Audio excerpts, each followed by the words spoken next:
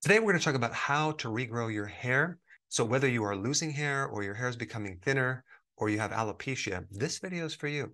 I wish I could say there was a magic pill you could just take to regrow your hair, but there's a couple aspects about this that you need to understand, especially as it relates to your foods and your diet. So what is hair? Hair is protein, right? It's a type of collagen.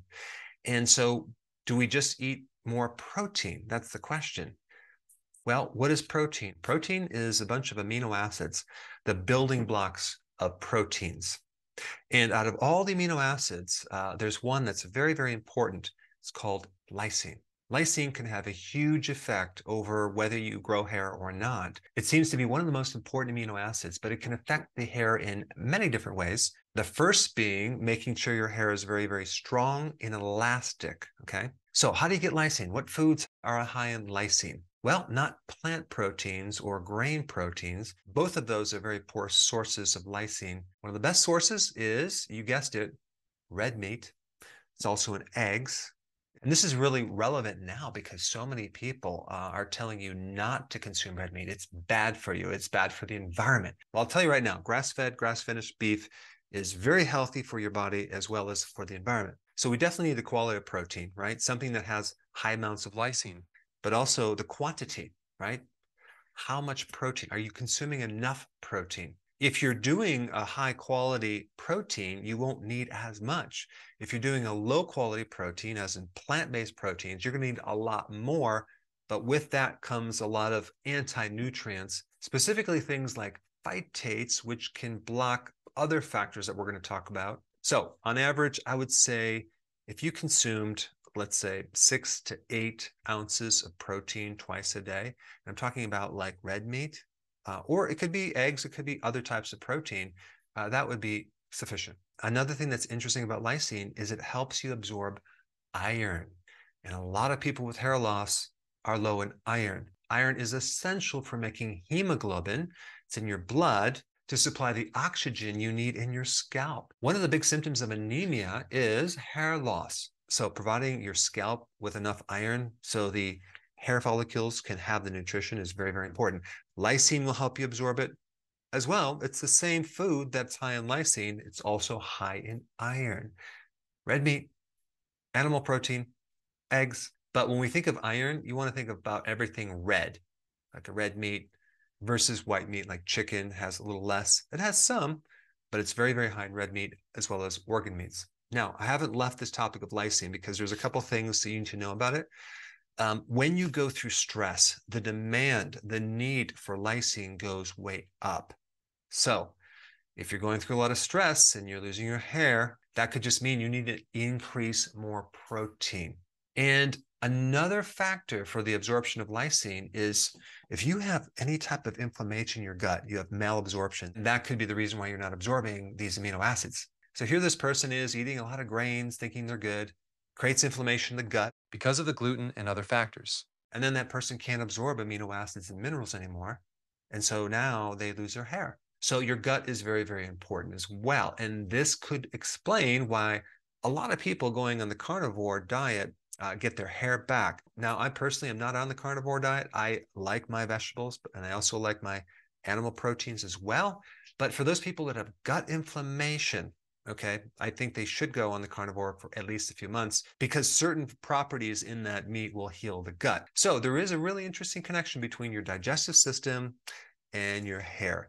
Think of the digestive system as like the roots in the soil. So the plant above the surface is what you can see, and you can see if it's healthy or not. Well, in our bodies, the hair is the plant, right? And the roots are in the gut. And this brings up another topic, gut dysbiosis, or your friendly bacteria, okay?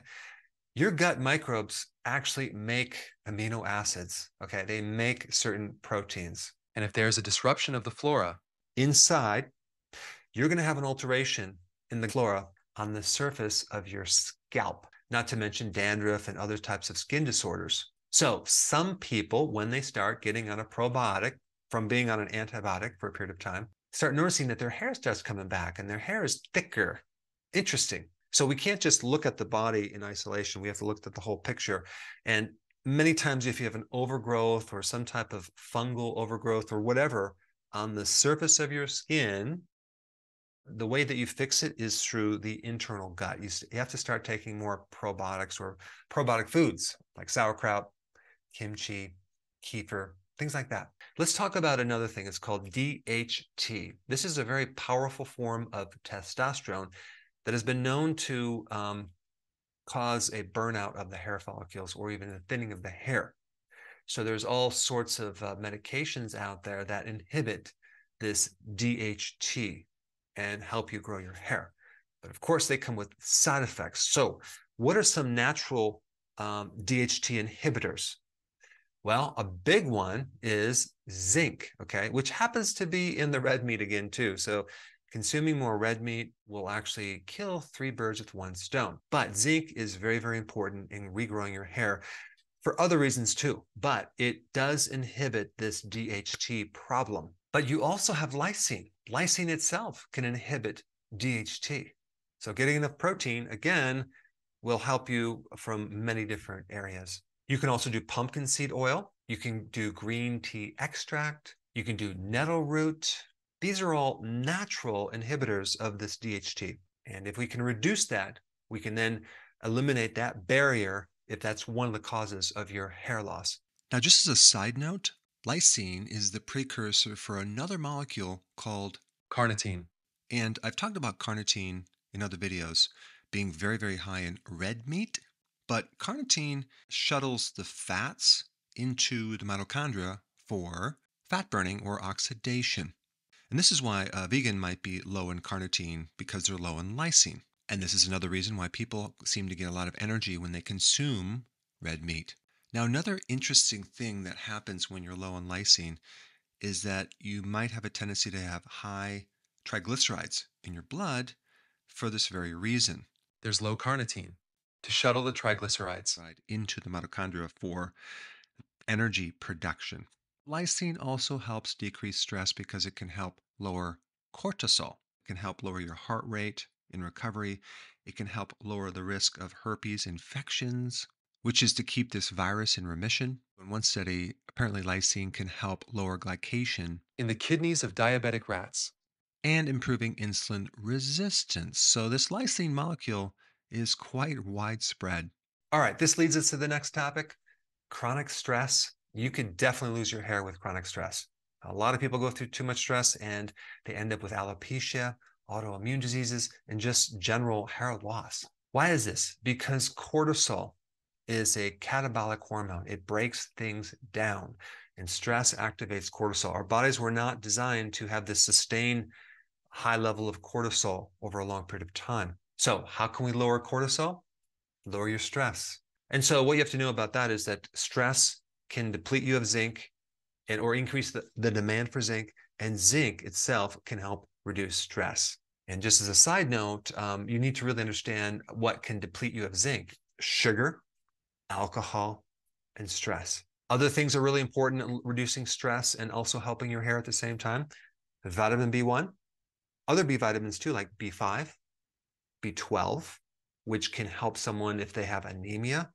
So you can actually have anemia from a lack of iron and B12 and other things too. Where are you going to get those B vitamins? Nutritional yeast is a good source. But another way that a lot of people are helping their guts, especially if they have a leaky gut or an inflamed gut, to fix that, they go in the carnivore for a period of time. So these are just some things that I think you should be aware of and you should try as the most important actions to get back your hair. Now, because of the censoring and the suppressing of the algorithms on YouTube, it's becoming more difficult to find my content. And there's a lot of content that I cannot put on YouTube, unfortunately. So to make sure you have full access of all my information, go to drberg.com and subscribe to my newsletter by clicking the link down below in the description.